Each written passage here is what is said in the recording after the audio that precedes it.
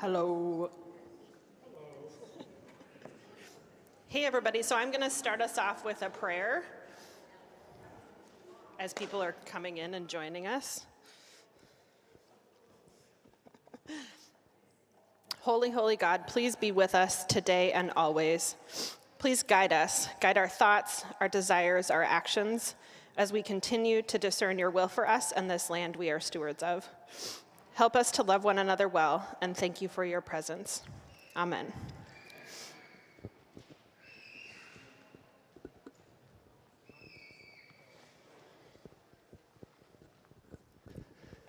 Hello. Thought we'd just introduce the 4 people who are currently helping pull together these series of information sessions. Me, Scott Sporty, Dan Leverton, Brian Hauk, and Emma S., and then Molly's been joining us on an ex officio basis from time to time. So we have been hearing questions and comments just about the process, concerns about what's happening next. So we're going to tell you a little bit about what the process is. We're going to present you a few pictures and some thoughts, and then let you know what the next steps are over the next few weeks and months. Okay? Good morning.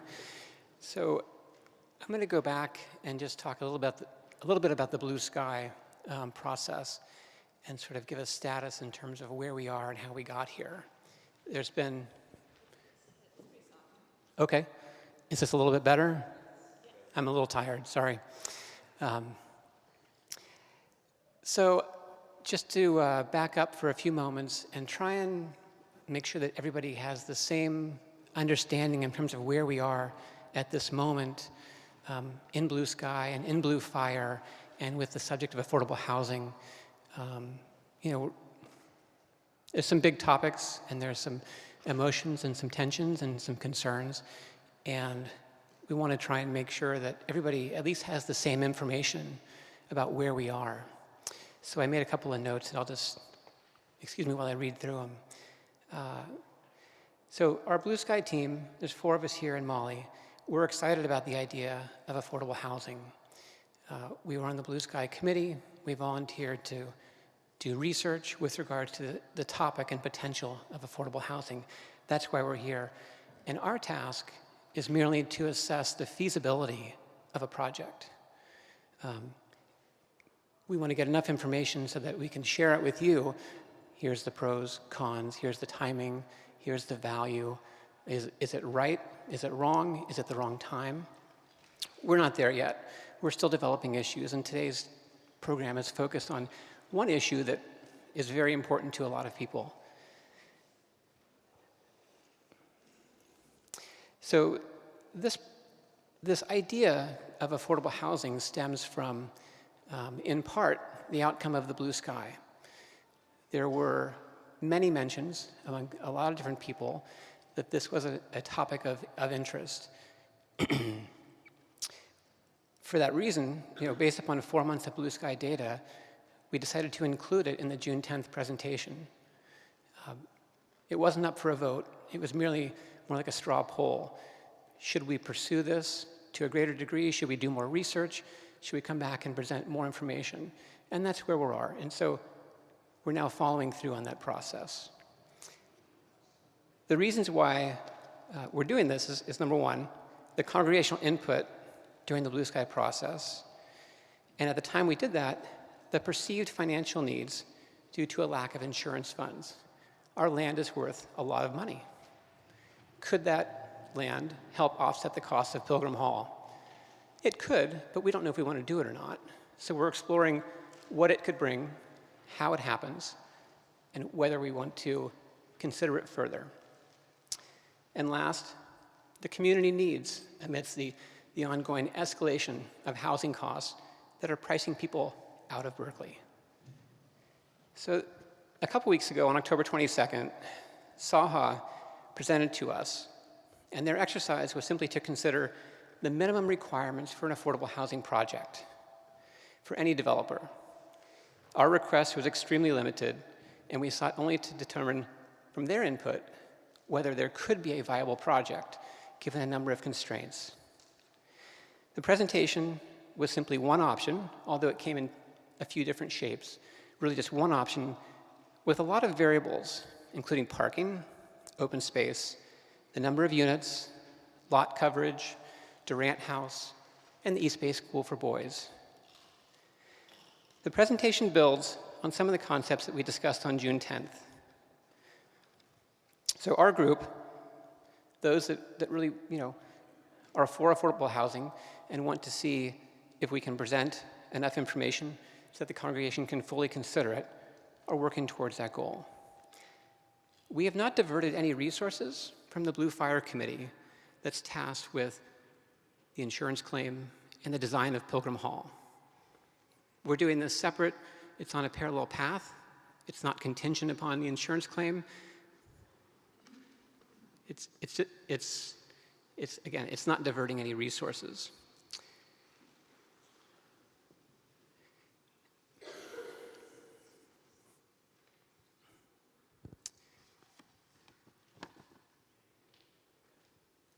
Excuse my pause.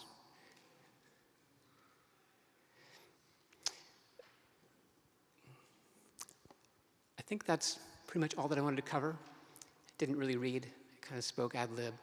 Thanks for bearing with me. I want to turn it over to Scott just for a moment so that he can talk about where the Blue Fire Committee is.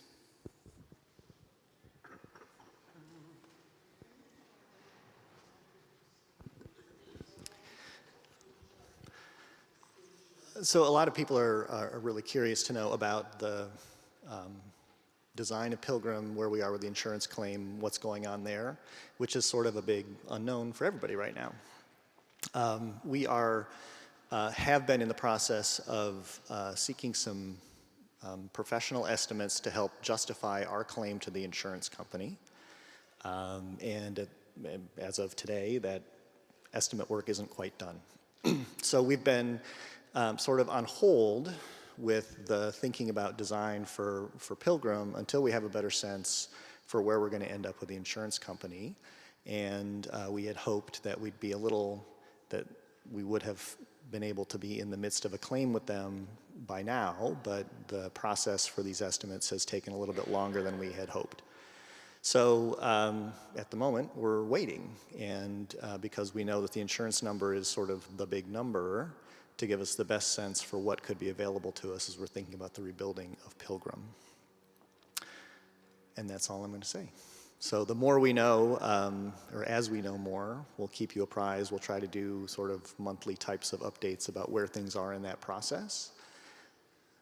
Becky, right. Are you ever going to let us know kind of what information you learned from the congregation? Is there going to be a report just about what you learned from our input? Your question is whether there's going to be a report from our input from the June 10th and other input-giving things? Yes, so we have online put the aggregated survey information and the conversational stuff, and that's online. We can tell you specifically where the link is, but all those things have been put together so you can see what percentage of people thought it was important to have extra space for music or whatever those things were. They're all there. Yeah. It's on the website, yes. You're welcome. Okay, Rod?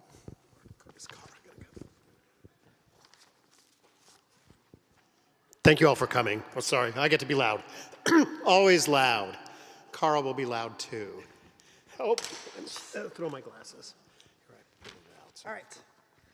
So we're going to do the presentation, and before we do that, we'd like to do a covenant of respect so that when it comes time for question and answers, we're all on the same page about how we should be communicating with each other.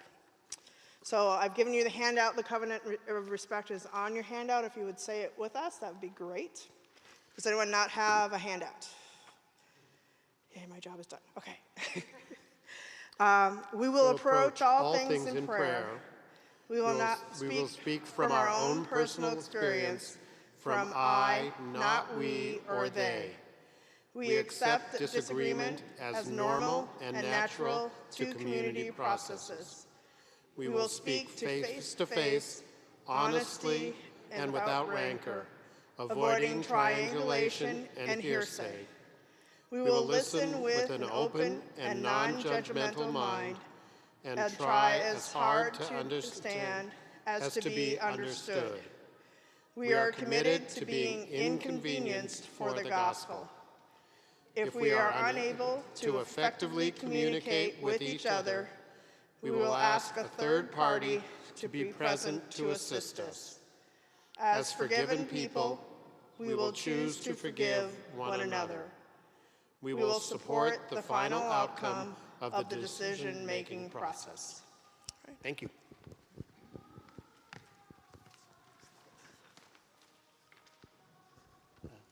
Hi, everybody. I'm Brian Hauk once again, and I hear something more beautiful than parking going on outside. But this is more fun and interesting. We'll be moving to the next slide in just a second, but start with kind of where are we in this particular piece of the conversation and where we've gone. Because as Scott and Dan mentioned, we got this message from the congregation. We should at least explore affordable housing and see what it could mean. This message came through, we did this congregation-wide survey, the results of which are online, as we mentioned. We had 12 listening sessions. We had between 150 and 200 total responses through those pockets. And then we had this June 10th meeting with 61 people where we ended with, a conversation about what the blue sky envision could be for Pilgrim Hall, and should we explore in this separate track affordable housing. As Scott mentioned, work on the other tracks continues. And the June 10th meeting, we had 52 people say, yes, we'd like to explore it. We had, I think, 7 say not now, 2 say no. So that's sort of how we got here. We can go into the next slide. And some of the things we heard through those listening sessions and at the June 10th meeting were, and this came up, I had to go through all these notes from the listening sessions to compile what people were thinking about. And one thing that kept coming up is we do have this Bay Area crisis, and housing is just something that's really important to this community right now. And this would be one way to devote some of this. At that time, it was all through the blue sky process, right? We're building Pilgrim Hall. Should we, and the idea originally came up as we're going to have some extra floors on this, or we could have extra floors as part of this building. What could we use those floors for? And at the time, thinking was, well, here's an idea, right? This would be responsive to this big crisis that we have in the area. We could also do it, rent some nonprofit space. We had other ideas too. This is one that kept coming up again and again. Eventually, the folks figured out that given sort of zoning restrictions, it wasn't going to be viable to do it as part of that same building. That just wasn't going to make sense. But the idea had come up and had been planted, and should we think about pursuing it? That conversation also meant that there could be extra, income streams coming in by renting out or selling this land. And I think what we're coming to find is leasing the land, a 99-year lease would be the most kind of sensible approach to it. We would still own it, but that would create a revenue stream to offset some of these costs. We're still working on money. We're going to have another conversation later on. Looks like it could be, 2 million, maybe up to 3 million, depending on the choices that we make for, for money that could be used for our mission. Affordable housing is also something that had come up previously in this church, right? As part of various conversations about what are this church's common interests and what's important to us and what are our priority areas. This is one that had been raised in the last several years as important. And then just looking around us, there were a number of local measures that local factors that made this, maybe this is just the right time. As Molly says in Godspeak, that would be the Kairos moment. This is the perfect opportunity to think about this. We have some more favorable conditions in local government. We have some more favorable bond measures that could make sense. And so that's where this idea kind of came from as we were thinking about it. I'll go to the next slide. So we started this process. How do we explore it, right?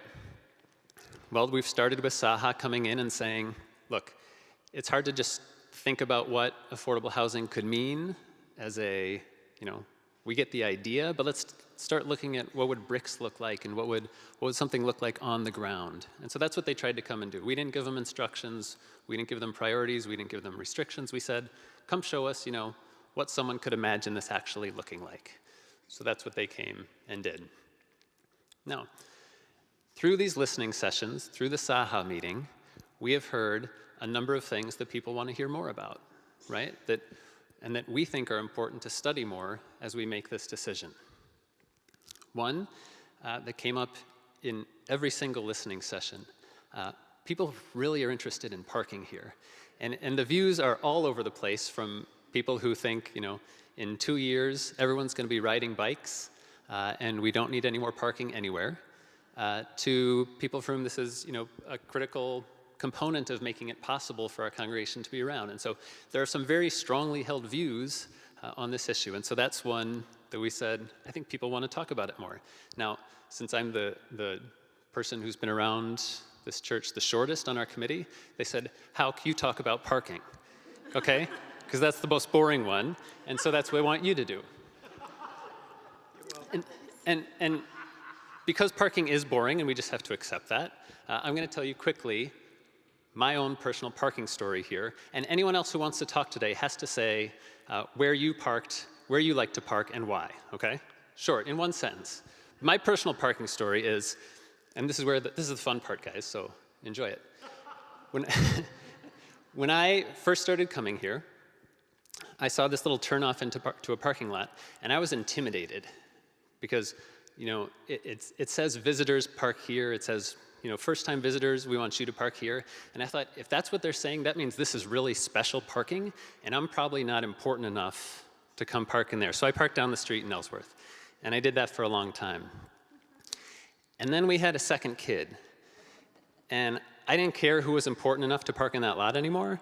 I need to park in that lot, okay? And so that's what we've been doing. And that's my parking story. That's where we are now. I have a feeling she'll get a little bit older. We'll feel a little bit less like we're so important that we get to park in that lot. But for now, I feel so important that I'm going to park there because I have 2 kids. The second thing we heard a lot about, and a lot of questions about, that we want to talk more about, or we think it's important for us to hear more about and discuss as a community, we feel very attached to and very strongly, and think it's important to the feeling of this campus that we have a certain amount of open space and we have a certain amount of light, and we create this feeling as being here at our church. And we have this history with Durant House, and it serves an important function.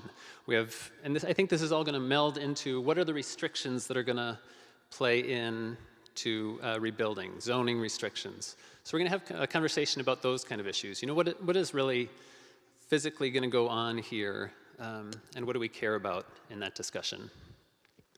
The third thing we hear a lot about is, why is this important? Why now? Why? This is a decision we could, if we decide to do it, we only get to make it once, and then we don't get to, revisit that later.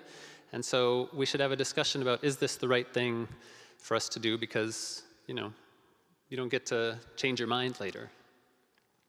And then the fourth thing, which is just a little bit more fun than parking, is the economics of it. And so we'll have a discussion about, what that could mean financially, and we'll have a clearer sense of what the parameters are and what the benefits are. So over the next couple months, we're going to have those conversations. People who have already made up their mind or know what they think about certain issues, great. But we hope you keep an open mind. We are, because we're learning a lot. People who raise these questions and want to hear more about them and talk about them more, we want to have these opportunities so that we can all go through this together. And then we think we'll end with we'll call a straw poll after the annual meeting to just think, having heard all this, having talked to each other more, is this a thing we should keep pursuing? So that's where we are in the process.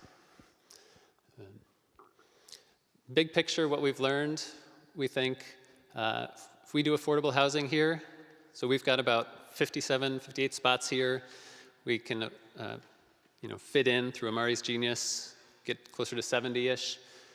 We could lose 25 or 30 of those by adding affordable housing.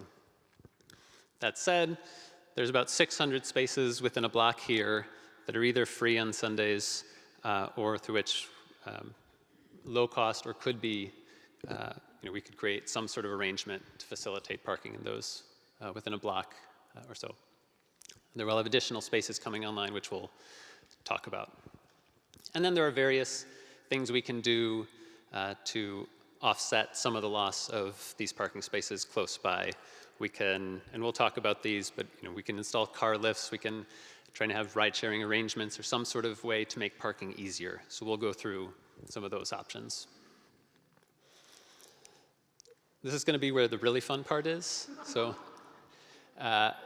we're just going to walk through these because we think it's important to have a sense of what the parking options are here. There are a number of neighboring lots. There's some street parking, and we'll go through each of those now.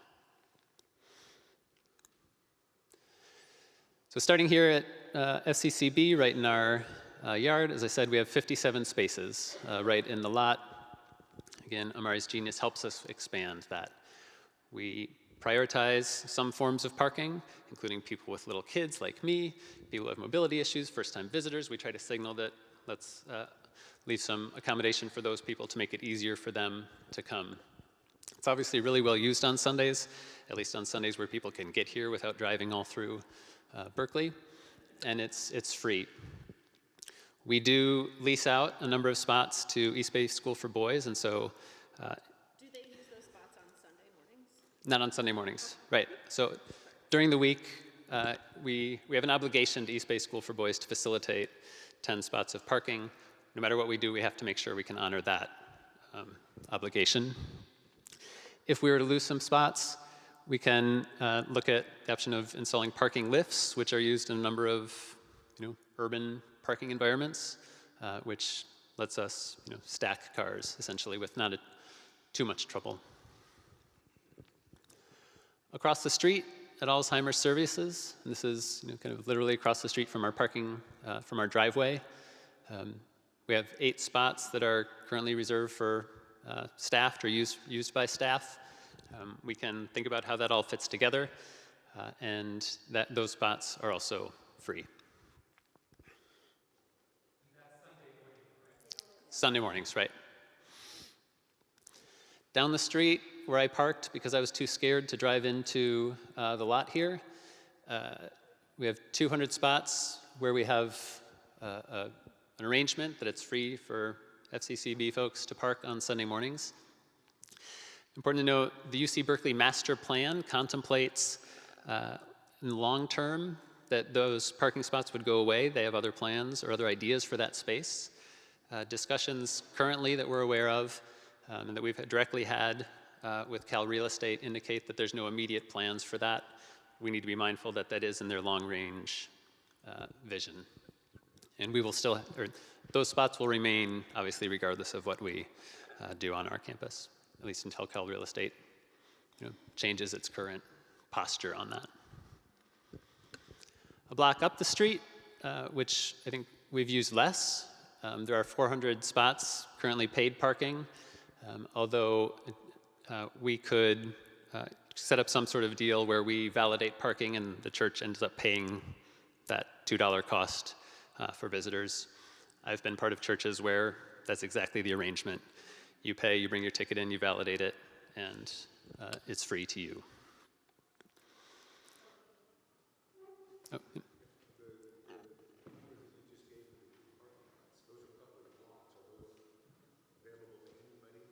Right, those are public lots. I think on Sunday mornings, we've seen plenty of space. Yeah. They're not empty. I've never had a problem.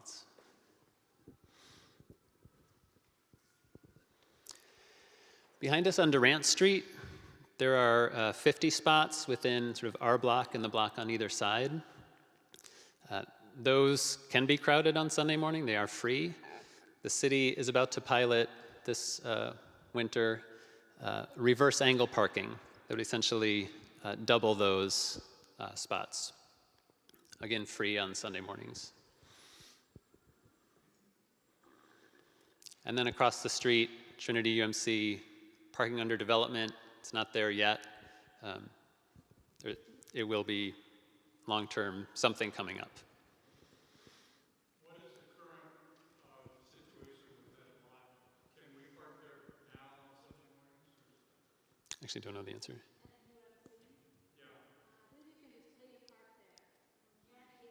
Oh. Molly said we can pay to park there right now. So there are, that's sort of where parking is now. There are other things that we can do to mitigate or offset some of the loss of parking that would come with affordable housing. One is we could add the parking lifts. A little bit of research suggests that's not hugely expensive. They're between $2,000 and $4,000 each. They take up some space, but it helps offset some of the parking. People can, we can work together more, right? Right now, generally, we all kind of make our way on our own. We can work harder at working together. Public transportation, obviously there's options there. We could explore on this site some sort of valet parking service. With the larger lots so close, a block away, it's not hugely expensive or hugely unreasonable to suggest that, particularly for people who, for whom it's harder to make that distance, to have a drop-off lane or drop-off spot and have someone else take care of getting their car to and from where they need it. We also don't know, and we can talk more about this, you do a little bit more reading, you do a little more thinking, the autonomous vehicles issue is actually coming along. The last thing I saw said that, within, this guy said 2019, that sounds crazy to me. Within a few years, because we're making a 100-year decision, right? Within a few years, you're gonna go to where you're going, press a button, your car's gonna go park itself. You're gonna come back out, you're gonna press your phone, your car's gonna come back to you. So over a 100-year decision, I wouldn't make that bet in the next 5 years, but it is something that offsets where we're going. All of these options also contribute to our commitment to being a green community and doing our best to take care of all parts of our community in that way. So that's what we've learned. That's what we're thinking. And I think we'd love to hear reactions from anyone who's willing to say where you like to park, where you usually park, and why.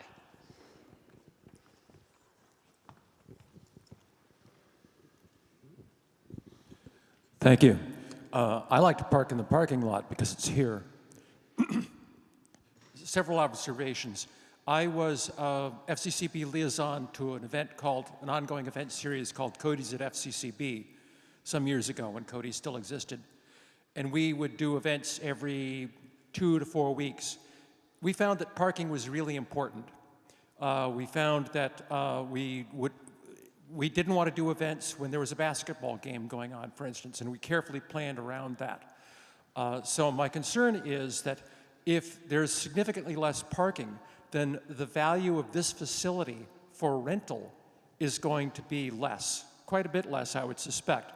So that means you'd have to lower your charges for this facility in order to compete with other facilities that might have better parking situations. And I don't know if that's been considered.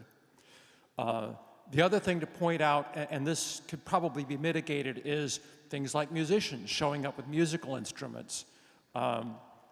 I think you'd get a lot fewer musicians coming up. Somebody shows up with a string bass once and can't park here and has to lug it a couple of blocks. They're not going to come back. So this is something we heard in the listening sessions, and one of the reasons I think parking is important is that we have this mission in our community, and we serve as this function where we can host these events and these wonderful things that are important for our church and part of our community. And we want to make sure that we are facilitating people's ability to come to those because that's important to what we do. Hi, so for Sunday services, I usually park in the Ellsworth parking lot or on Durant Street. I try to get here, if I'm getting here at 9, I'll try to park on Durant Street, but I'll usually park at the Ellsworth parking lot. When I'm showing up at meetings or open chapel, I usually park in the lot or on Durant Street if there's parking, but usually in the lot when I'm at a meeting. I think it's it's hard to see like I feel like the whole thing with autonomous cars and like it's impossible to see at the moment, or it's difficult to see at the moment, but like I don't know, I can't imagine the standard like, you know, like the status quo for the next like, you know, what's been the status quo with cars for the last 100 years, like being the status quo for the next like, you know, for the next 100. I think I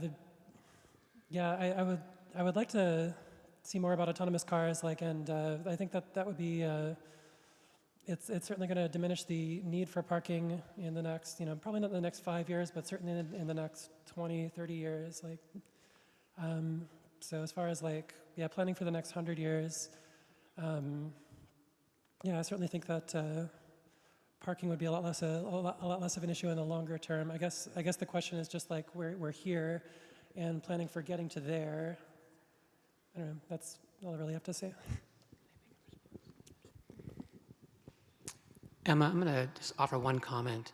I've been reading more and more articles about autonomous cars and the change that we're being told about but don't yet get a sense of.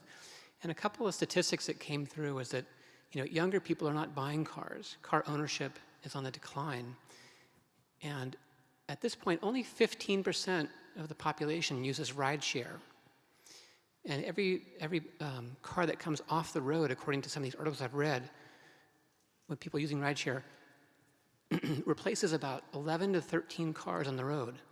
So we're really on the cusp of something that's very difficult to imagine, that has no sort of, you know, relation to how we grew up and how we function on a day-to-day basis. The future, it's unknown. But there's some really big changes coming, talking about, you know, gas stations on the corners. If you have ride shares, you don't need a community gas station on the corner. That land is going to be repurposed, and nor do you need a parking lot. So there's a lot of really interesting articles out there. If you want to take a look, go for it. I don't want to pretend to be a prophet. I'm just sharing some curiosities that I'm trying to get a hold of myself. Hi, so I, much like you, felt very important with a second child, so I tend to park in the lot. However, today we parked at the edge of UC Berkeley near Telegraph and walked about 4 blocks. Fortunately, we remembered the stroller and the weather was nice. So I value that close parking for myself personally. I wanted to ask if the committee feels that you have fully assessed all the different sources of demand for parking, much like was said earlier, performers, space renters, staff, congregants, deliveries, caterers, all of those things came to mind for me. And then when we see all of the additional higher density housing that's coming in our local vicinity, do we really know what they are doing with parking? Are they planning on using that same street parking and that same lot parking or garage parking that we are also now hoping to lay claim to? Maybe we should survey concert attendees about where they park, because the answer to our question is no, we haven't. I don't think we've fully explored what you brought up in your question, in that I don't know where the concert attendees park, but maybe I should start coming to the concerts and asking people, where did you park? So good question. Thank you for that. I know this meeting is supposed to be about parking, but I'm concerned that it's premature. When we filled out those surveys, I remember there were 3 focuses for the congregation: housing inequity, hunger, and education. And all of a sudden we're jumping to affordable housing on our campus as the only option, and I don't think we've explored other ways that this church might serve those issues. And I think this is getting in the way of some broader discussions. Housing issue is huge, but there are many ways that we could affect it other than just building it on our campus. I mean, so, right, I think that's unquestionably true, right? There are a million important things that this church can be considering. What we're responding to is the request at the June 10th meeting that we explore this one. But it's the only request. Why is it the only request when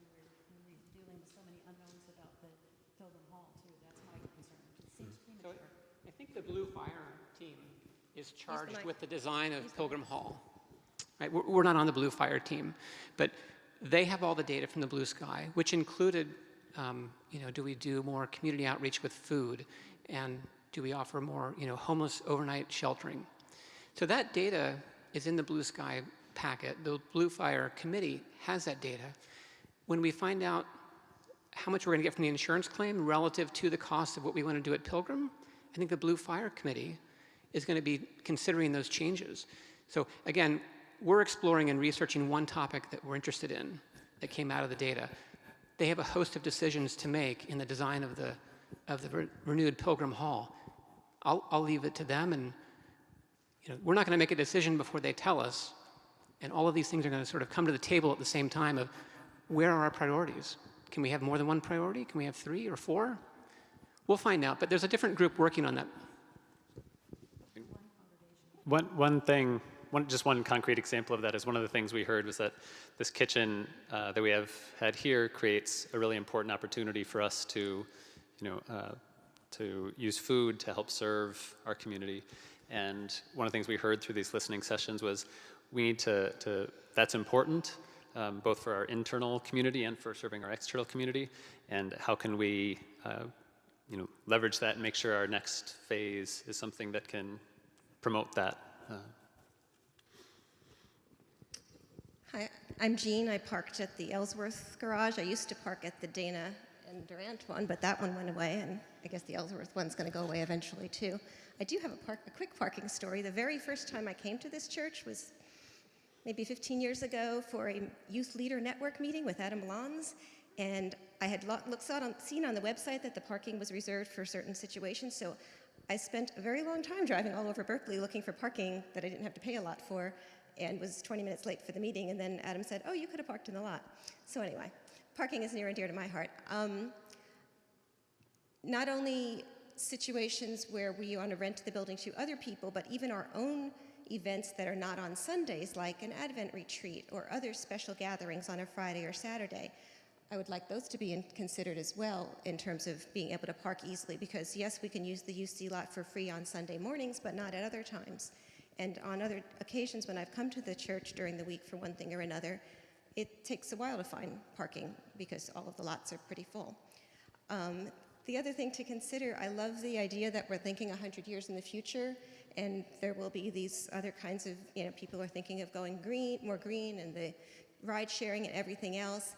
And the reality of where we are now is that we do have a lot of senior members who do need to be able to park close by, and frankly, a lot of our income in terms of pledges come from those elderly members of the congregation who have more means, and we do want to make sure that they are still feeling as welcome and invested here and have the facilities they need to be able to participate fully here. So I just want to keep all of that in mind. While I do want to think in terms of a young growing church and the future needs and all of that, where is all of it going to come from if we start to alienate our older people, people with disabilities who really need to park nearby, that sort of thing. And when I saw the number of spaces on that sheet of how many are nearby, I said, well, yes, there's 200 there and 400 there, but 300 of them are taken by other people most of the time, or 150 of them are taken by other people not involved in the church another time. So it's a little bit misleading when you say there's that many spaces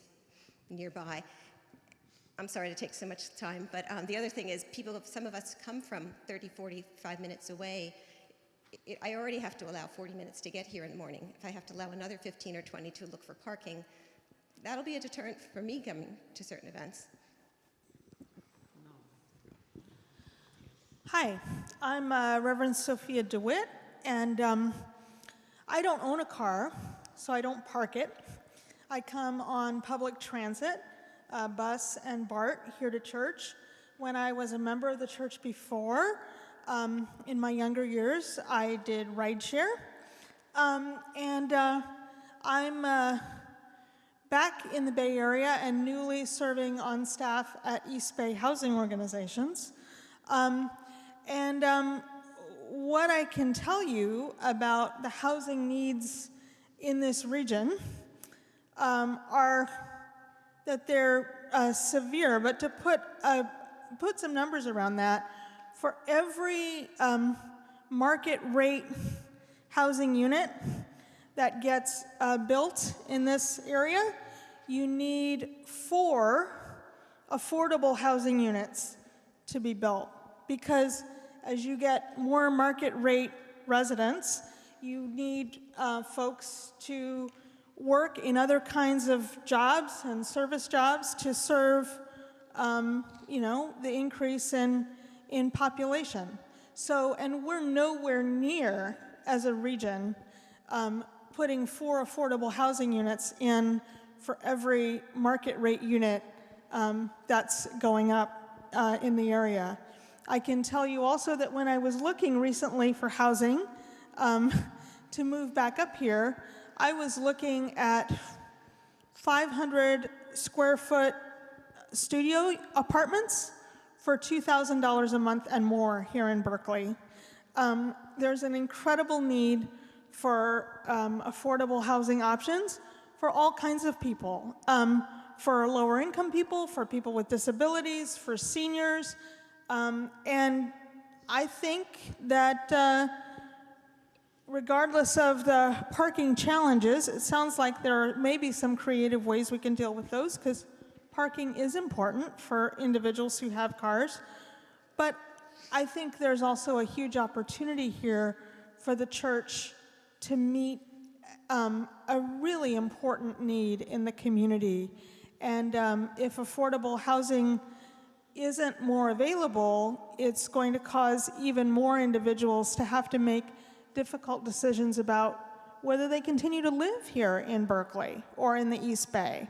It's already having effects on the nature of our community. So I would just encourage us to also keep those things in mind as we're also concerned about how we get in and out of this facility for Sunday worship or other events. I would like to give a witness to my progression of thinking. I park in the Alzheimer's parking lot as a privilege of staff. But I said, when I first heard about the housing and no parking, I said, no way over my dead body will we give up any parking places. However, when I heard myself say that, I thought, where are you coming from, Carmel? That is such a place of entitlement that I can't walk a half a block so that someone else can have a decent place to live. Yeah, I'm approaching 80, but I can still walk a half a mile or, well, not a half a mile, quarter mile. Anyway, I'm willing to not park in our parking lot if someone else can have a decent place to live.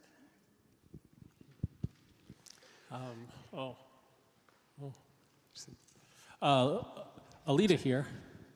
I don't really have a parking story because I don't have a car. I haven't had a car for 8 years. It's my choice. I still have a driver's license in good standing.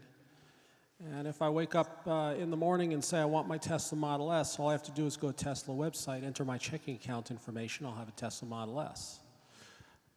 But I am intrigued about the future of mobility. Came up here on an AC Transit bus because of detours. I got off at Shattuck University and walked up here in the cool weather and took out my little map on my iPhone and figured out how to avoid all the traffic, and worked out fine. I use rideshare, AC Transit, BART, Muni. I have a reduced fare Clipper card. So I enable myself with the tools, especially for me as a person with disabilities. I don't think getting rid of parking completely is the answer. I certainly think that we should be more sustainable about it. I've seen some houses of worship install charging stations.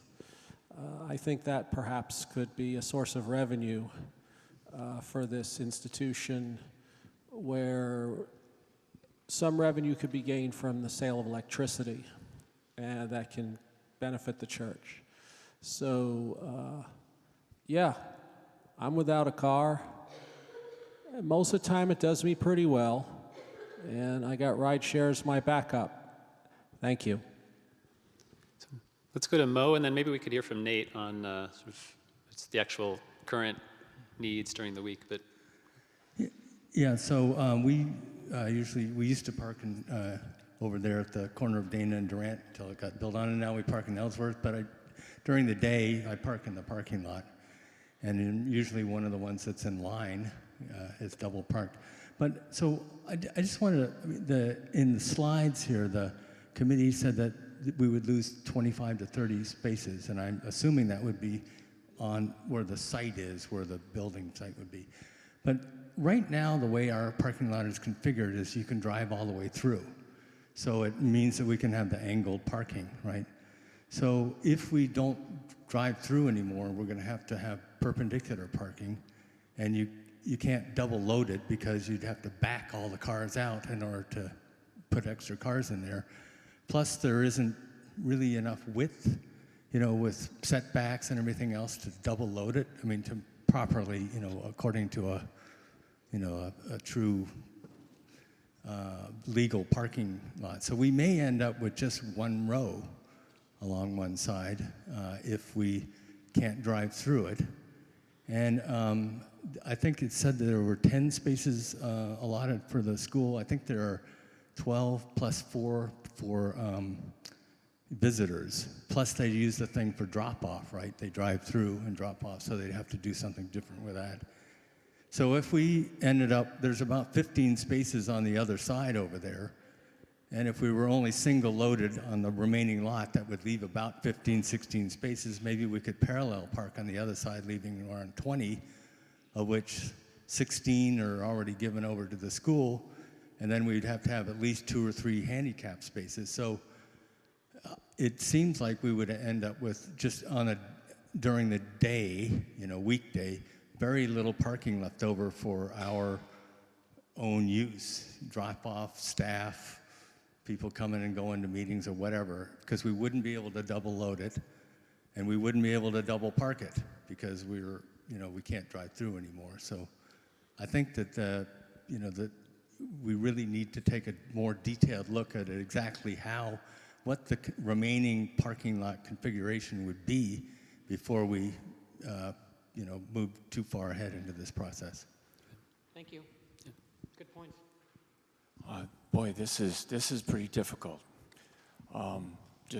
As a business manager, I think about the people who have called me and talked to me about fearing losing parking, and it's a big deal to them, and I get that as the business manager. As just a member of the church, I think about my own experience with housing and my alternative housing. In fact, I had both a housing problem and a parking problem because I lived in my car.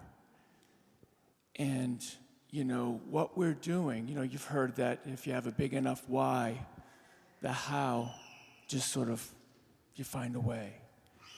And this affordable housing just seems such an important thing for us right now. And so, as the business manager, what have we done whenever we have a problem? We find a way. Now, I don't believe in automated cars, and my wife and I have 2 cars. One of them is an SUV, so, I'm an offender. And I'm parked in the Alzheimer's lot.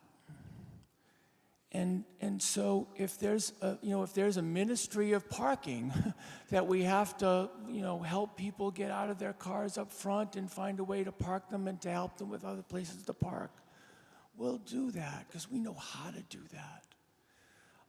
And I just want you to all know that members of staff, we love you all, and I work for everyone here at the church, and that this is difficult. And boy, thanks for being here.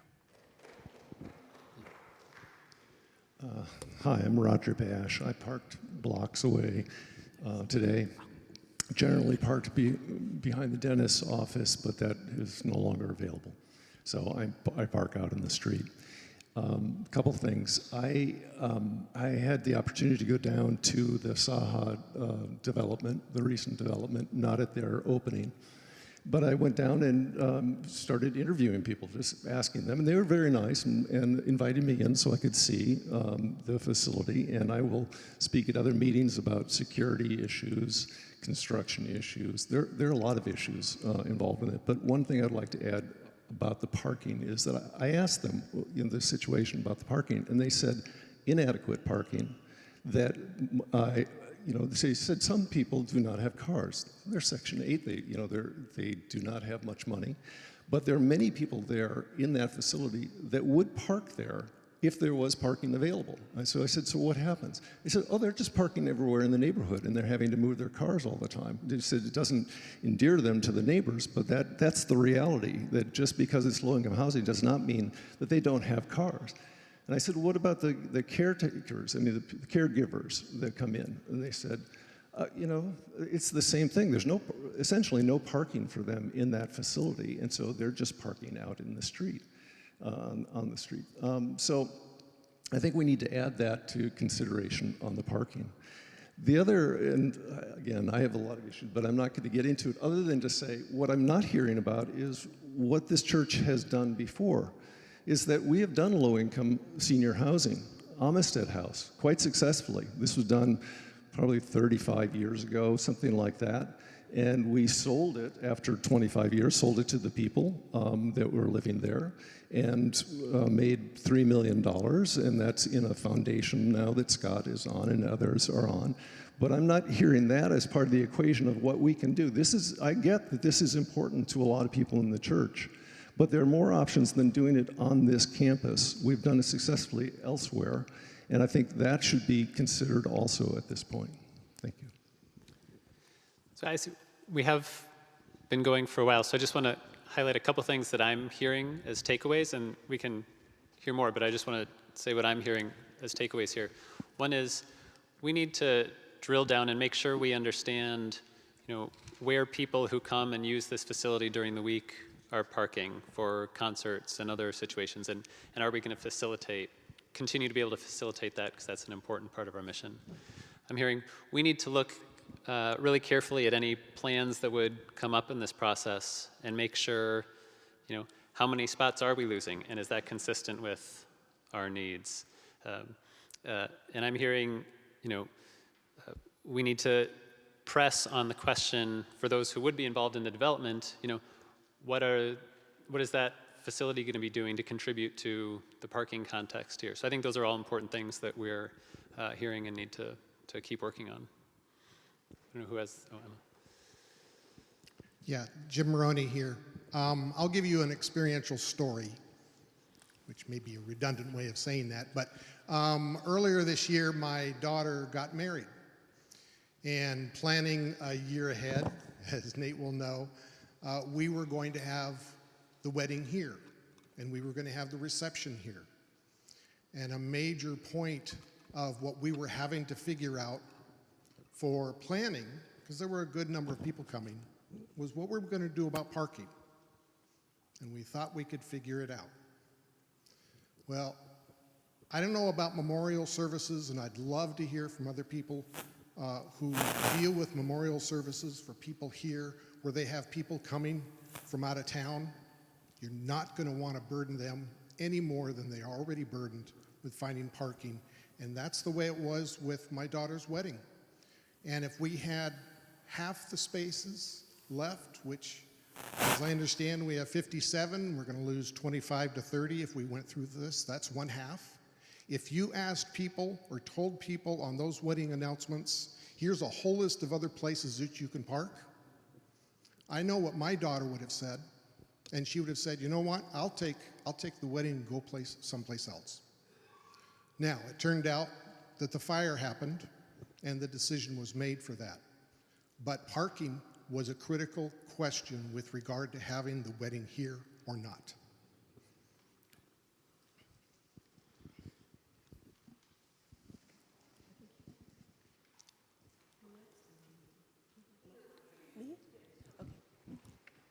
Hi, I'm Becky Wright, and I park the same place that Mo parks.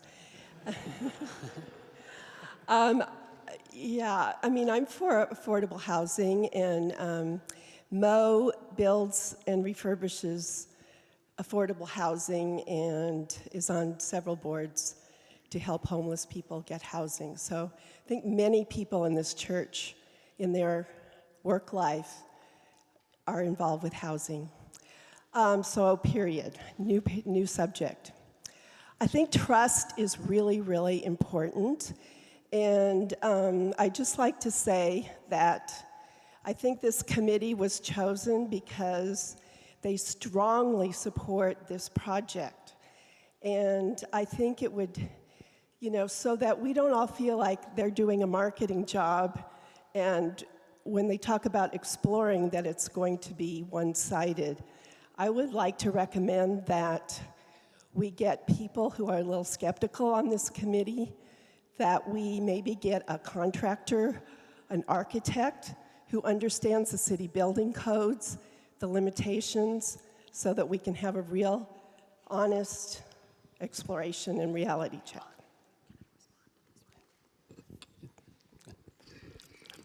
I just want to respond. Thank you for your suggestion. Parking. I park in the Ellsworth lot now. I have PTSD and maybe like once a month have to leave church in the middle of the service because I'm having a flashback. So it's hard for me to park not in our lot, and I figure out how to make that work, but it is a really challenging, scary thing for me. I think Becky's idea is a good one, and I just want to clarify that when I volunteered to be on the Affordable Housing Committee, I definitely very firmly believe in affordable housing. I am not sold about doing it in the ways that we've been talking about, but I am committed to having an open, honest discussion with our church. I'm also a social worker, so I work with people who are unhoused every day, all the time. So I am biased, and I think that's okay. But I just wanted to clarify that. Can you give it, Freddie? I think you were next. I actually have a mic here. Freddie, just... Take this. Okay. Take this. Go ahead. Go ahead. Take this. I'm Frederica Bungie. I like to call myself Frederica now that I'm grown up. My parking story is that the church has reserved places for an elder to park, and I considered that sign, and I said, oh, I bet I qualify. I'm gonna park there. However, my parking solution comes from the fact that yesterday I sold my car. I gave it away. I would like to say two things.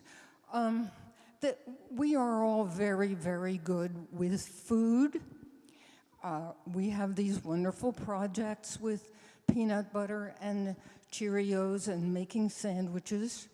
But maybe parking is a little bit more difficult to wrap yourself around.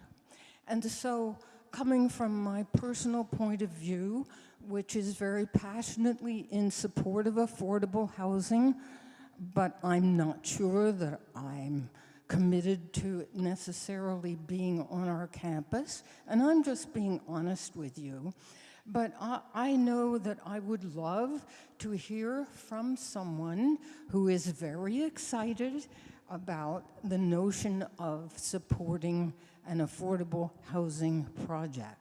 And I don't know who that might be, but I don't want to lose sight of affordable housing and how important it can be for a church to support. And maybe there's someone in the congregation who would like to speak to their excitement about affordable housing.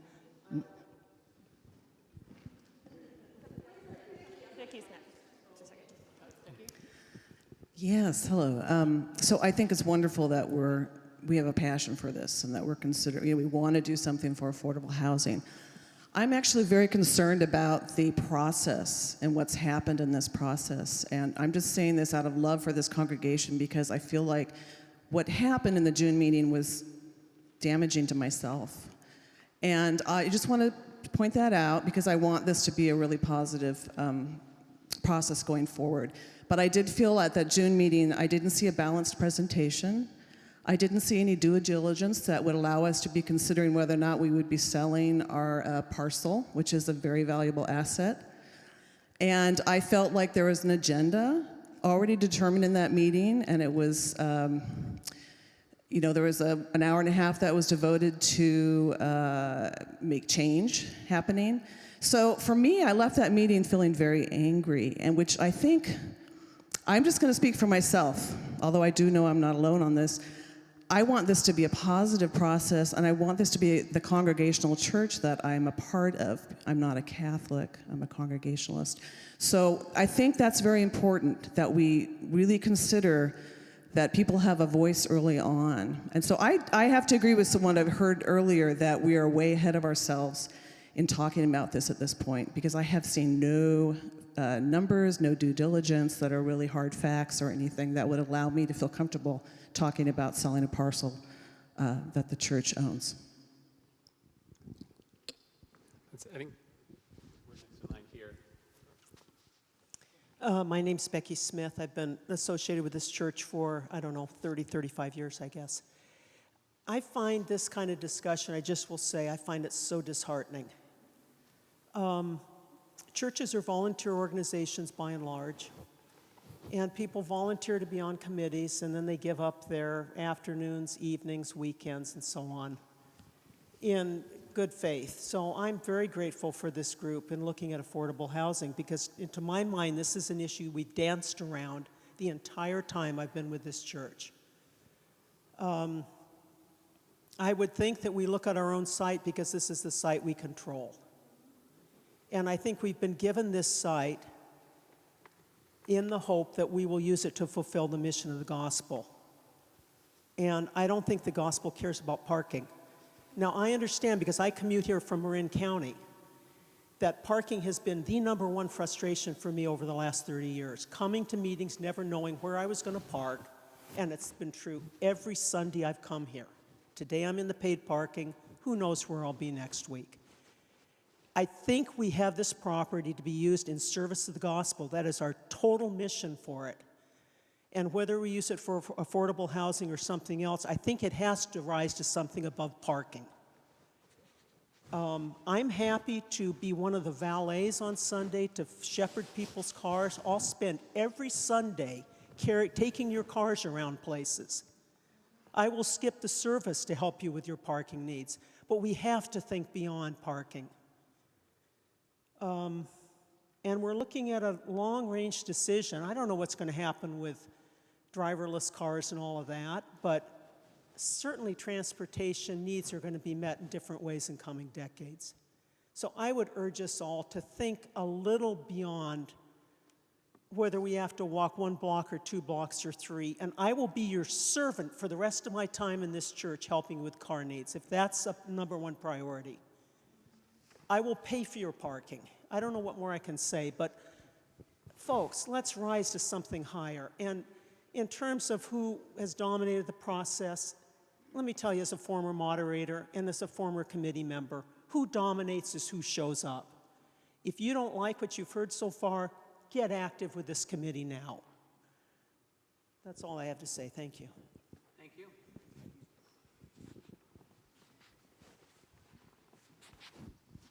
Hi, I don't drive a car, bicycle rider or walk, I don't drive.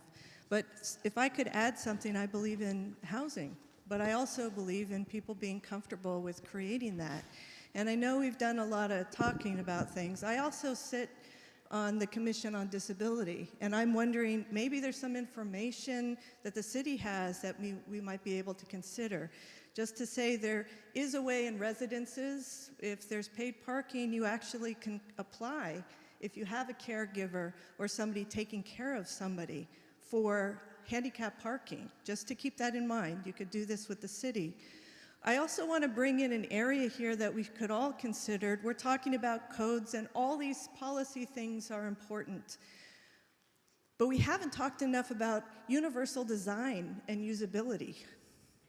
And it would be really good if the committee brought somebody in to speak on those things, because I think within there could be some more wonderful ideas to get excited about, is how we could build, do more housing, and also be able to facilitate parking. I do believe, from being a church member here, that there's a will, there's a way that it could happen.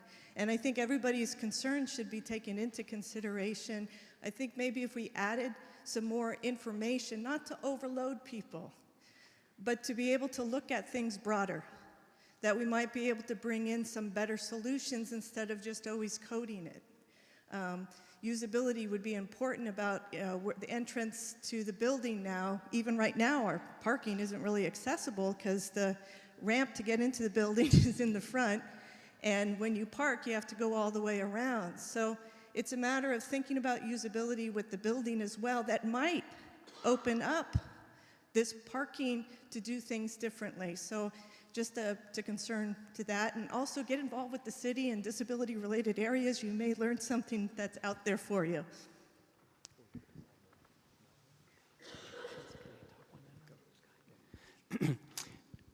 Cara, I'm going to speak just for a moment to go back to Vicki's comment about the Blue Sky process. As the Blue Sky chair, we did have an agenda for that meeting. It was to prepare people for change because we were displaced for a year.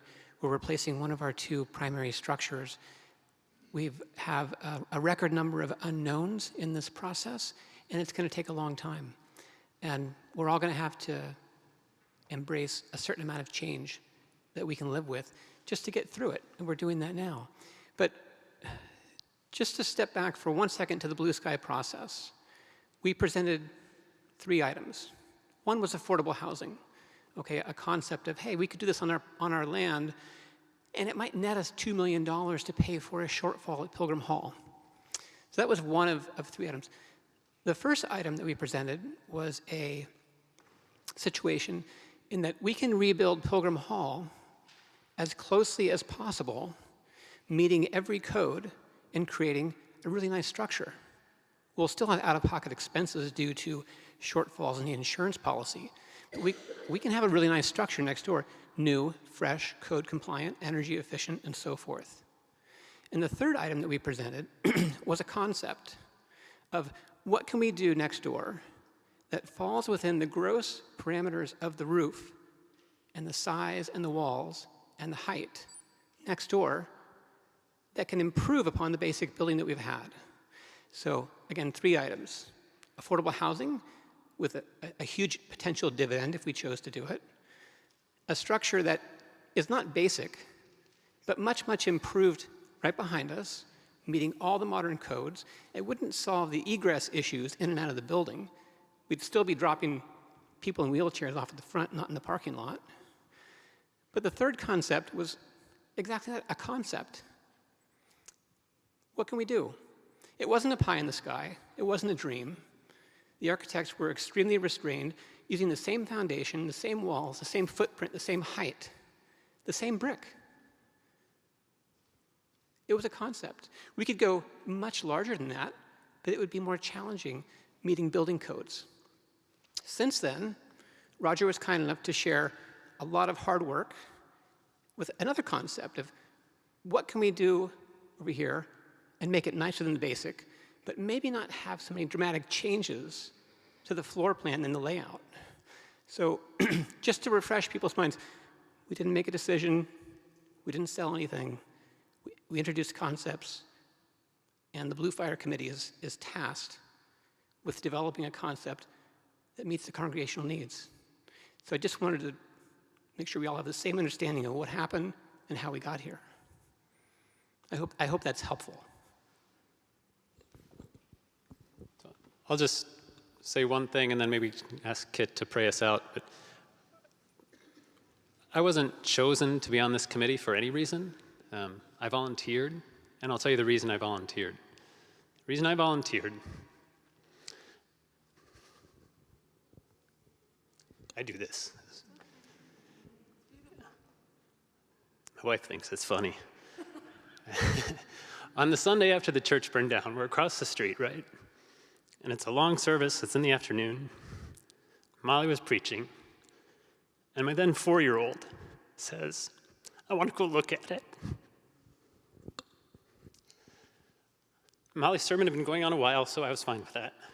So we got up, we left the church. This is true. We stood on the corner, and he just stared at it. He just stared at it with ashes and, things showing he'd never seen before. I just thought, we're kind of new here. I just want to be part of figuring out what we should do with this. And so he would come to all these stupid committee meetings, and he'd bring his Legos and his block things, and he'd build what he thought we should build. And so we went through this, and that's why I did it, just because he was staring at it and thought he was trying to process it, and I thought we should all try and process this together. So that's why I got on this. And I think it's absolutely right that it's premature to be thinking about a decision on whether we should make affordable housing and sell part of this land that we can only sell once if we ever do it, right? I'm from Wisconsin. You don't have a thing that you can never create again and just give it away, right? You think about, if we do this, we can't do this again. And so I think it's absolutely right that it's premature. I don't know what I'm going to think in the end. But I do think that walking through these things, hearing maybe we haven't thought about all the parking implications exactly, I think that's important. And that's why I want to keep having these. And so that maybe, hopefully, by February, it won't be premature. That we'll have more information. We'll have common information. We'll have heard each other's questions and each other's values. And then we can make a decision about what's right for us. So thank you all for coming, and maybe Kit can pray us out.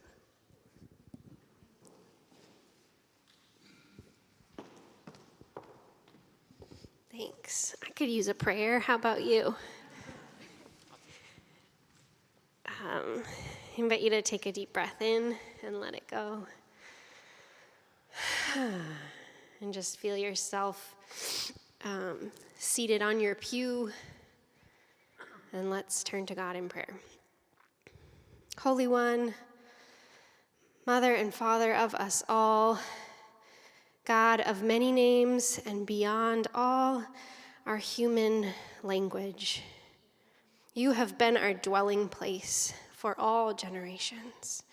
You have been the dwelling place of this congregation many generations before, and you will be the dwelling place of this congregation many generations to come. God, we admit we do not know the path ahead of us yet. We do not know. God, dwell with us as we dwell in you and dwell in this uncertainty. Steady our anxieties. Give us the courage of our convictions and the courage to name difficult truths as you did today. Help us remember that your love and your trust is spacious enough for disagreements and discernment. Help us take one step at a time and also keep our eyes on the horizon as we try to listen together for what you are doing with all of us. For you never let us go, and we know that you are with us. Thanks be to God. Amen. I guess that's it.